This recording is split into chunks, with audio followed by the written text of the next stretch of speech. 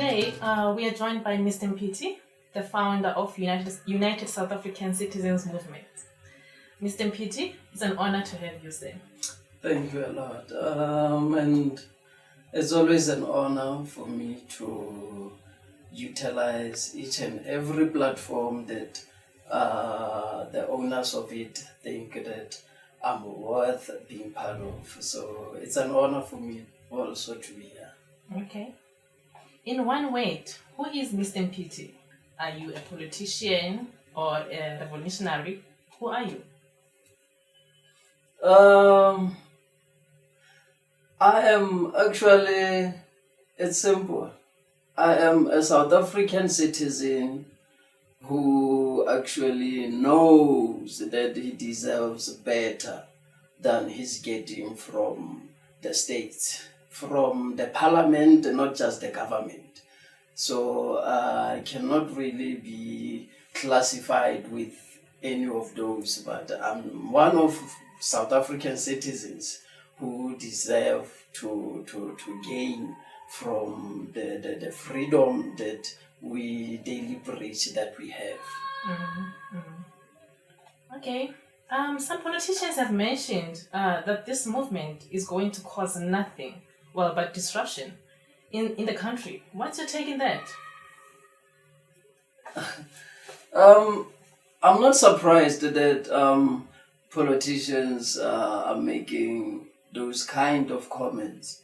The thing is, when you push a certain agenda, okay, and your agenda works and you benefit from it, if ever there's any person or any particular organization that comes, and whether it stands for the goodness or it's not for the people, whether it's a good organization or it's not, as long as it's against what you are pushing, then you will have that mentality saying, this one is going to destroy what's happening, what's good. It is what's happening in South Africa right now. It's actually good for politicians, not for us as the citizens of this country.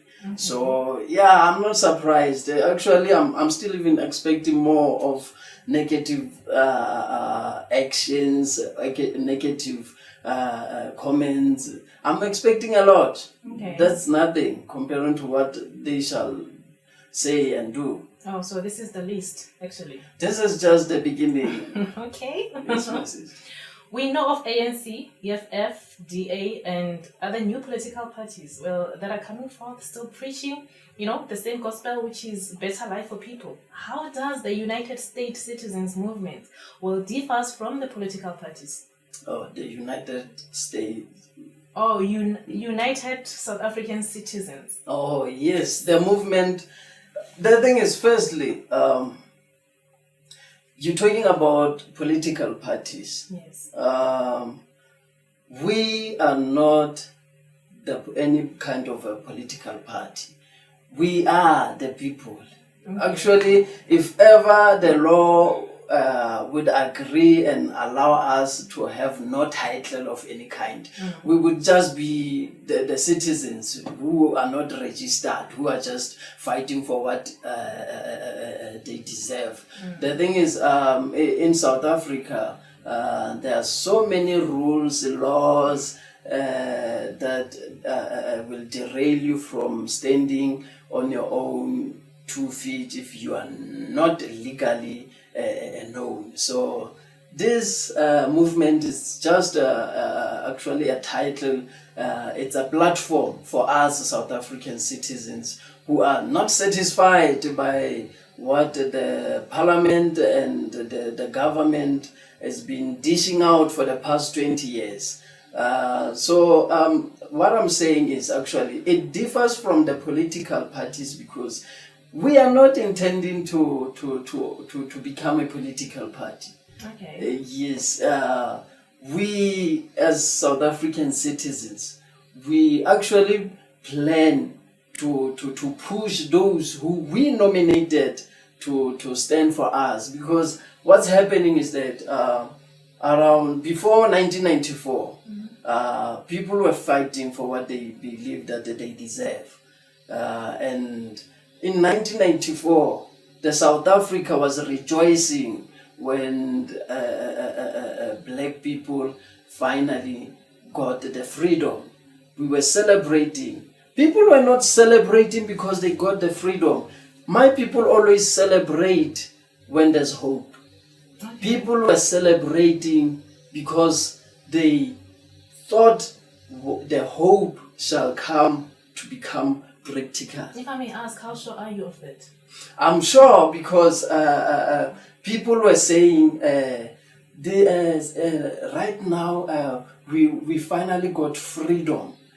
We are free to do 1, 2, 3. I'm not going to mention. If you've been part of South Africa, you know. Of course, yes. We're going to be getting this, which we never got. We're going to be getting good service delivery. We're going to be getting the nation is going to be builded into one. The social lives of South African citizens is going to be uplifted. They were celebrating based on the hope.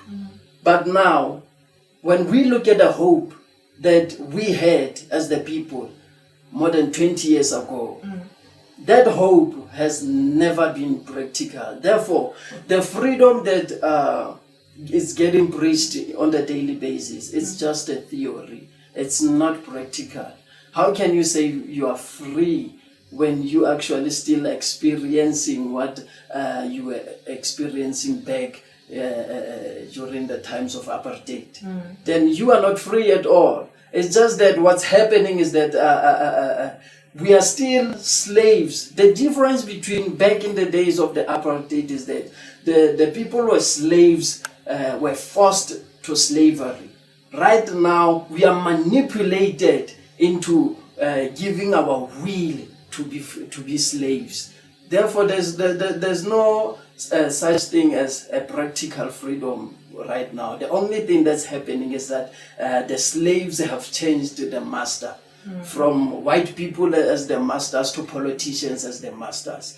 The struggle still continues. The slavery still continues. The poverty still continues. So we as the people, that's why we came together and we are like, no, this has to come to an end. And by so saying, we're not going to say our brothers and sisters who are in parliament, they should come out. No. The thing is, we sent them there. Okay. When we were nominating them, actually, we were sending them to go and represent us. So the only thing that we want is for them to do exactly what we send them to do. That's why we're not going to register a political party. We will not register a political party when we have so many political parties as South African citizens. The only thing that we're going to do is to give them a shove, just a bit of push for them to do exactly what they were supposed to do, what they are there for, what we actually send them. They are sent by us. Therefore, they have to do what we tell them to do. Not the other way around. The power lies with us, the people, not with them. In other words, you do not consider yourself only as a leader, but one with the people. Actually, I am not much of a leader. I am actually a citizen who stands up for himself along with other citizens who know that they deserve better and decide to stand for themselves. Therefore, together we stand. And I'm not really much of a leader, but if my people look up to me as a leader, then there's nothing wrong, because I know enemies can look at me and see a lot of stuff. Okay. I hear you saying the movement is about people standing up for themselves, and that is a broad way of putting it. Well, what does standing up for yourself means according to the movement? Standing up for yourself, actually, it begins with knowing your power. The citizens of this country, they are robbed of their power. They do not really know their powers. They are so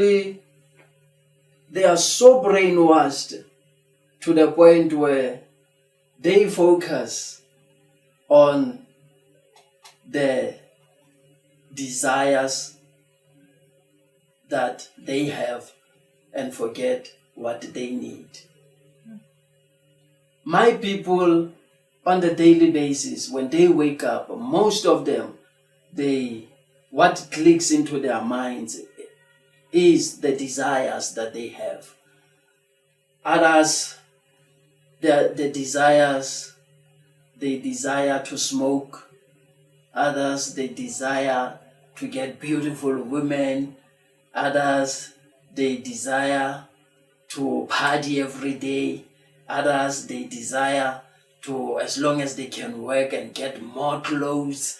Others, they desire to have cars, only cars. I don't know if you surround yourself with so many cars, and then what legacy are you leaving for your grandchildren? Others, they focus so much on the desires that they neglect the needs. And they are brainwashed by things that are actually being portrayed on TV, radios, media as a whole, newspapers. Those are the elements that some of these people that I'm talking about, some of these politicians that I'm talking about, actually most of them, they utilize those platforms to